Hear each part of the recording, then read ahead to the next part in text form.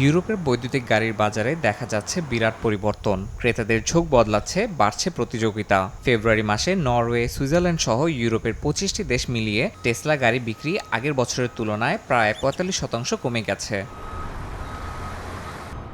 টেসলার শেয়ারের দামও। ফেব্রুয়ারিতে কোম্পানিটির শেয়ার নেমে আসে 9.6%, যা গত 5 বছরের সর্বনিম্ন।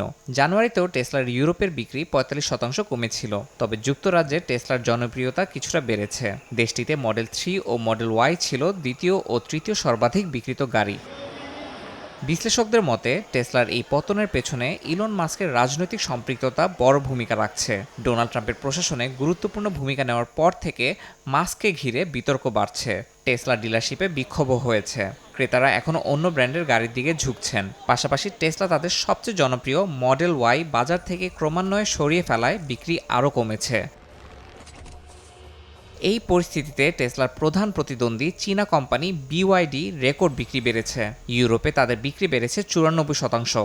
বৈশ্বিক বাজারেও কোম্পানিটি টেসলাকে ছড়িয়ে গেছে।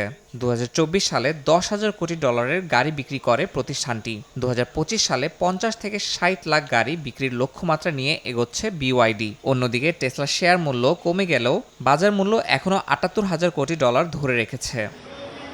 ইয়াসিন মোহাম্মদ জিসান, সময় সংবাদ।